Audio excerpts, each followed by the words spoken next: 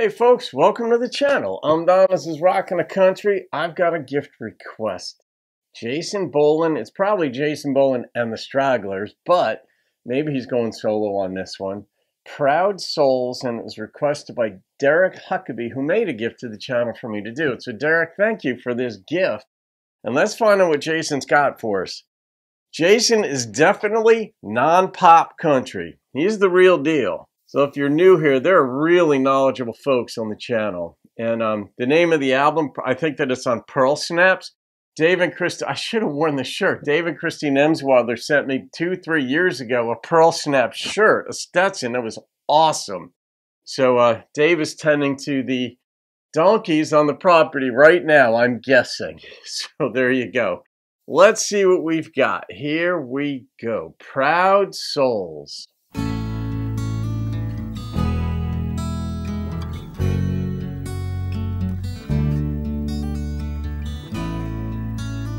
Get your attention,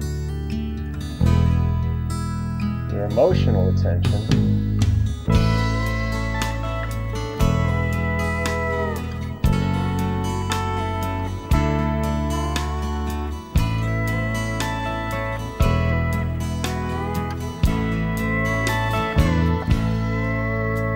I got drunk by myself last night, and they say it's no way to make things right.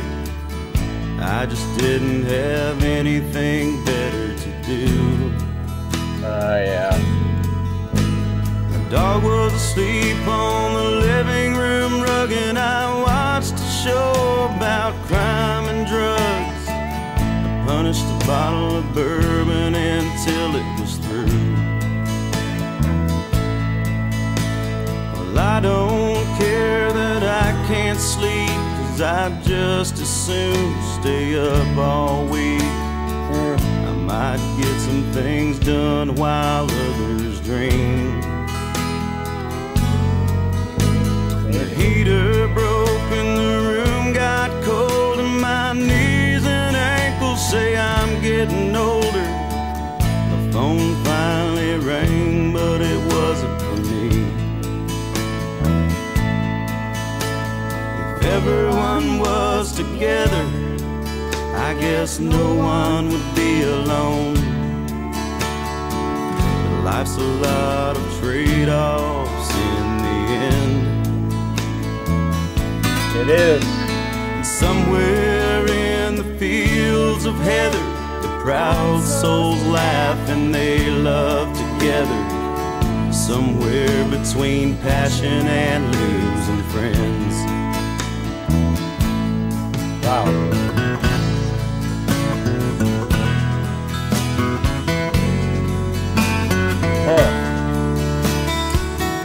Somewhere between passion and losing friends.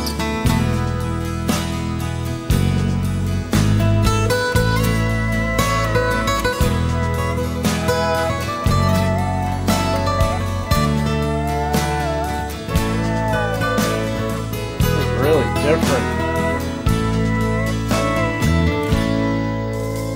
Sleep finally came, but I woke up alone. My head was next to the telephone. I gave the sun a cussing as it drew the shades.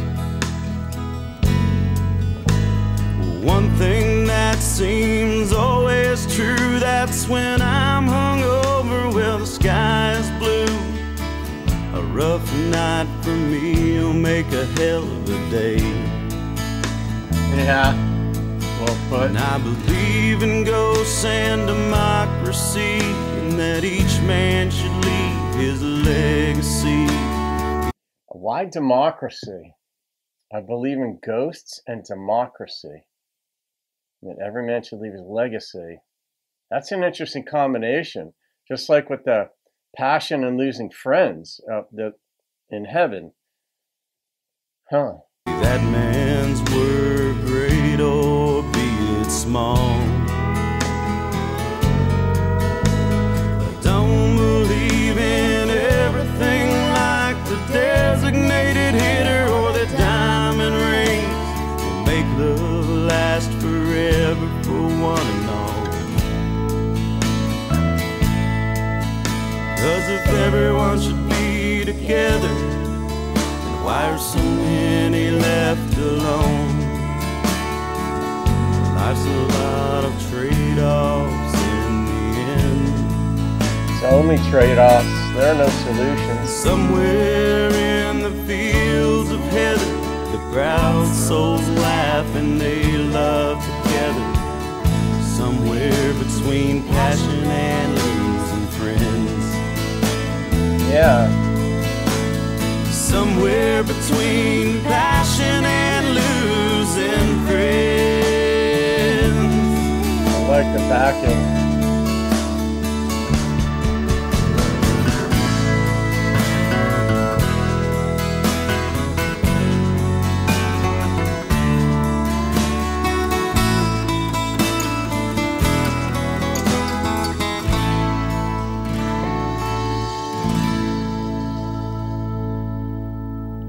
You know, the illusion, ALLUSON, he alluded to the allusion to the souls in heaven. They're the proud souls. No, but why are they the proud ones? Generally, you think of pride as a bad thing. Except for like pride in your work, pride in your appearance, things like that. Those I'm good with. Not all quote unquote pride. It's just another way of saying, put some time, thought into your work, into your appearance, into whatever, right? Just to cooperate better with others or get better things done.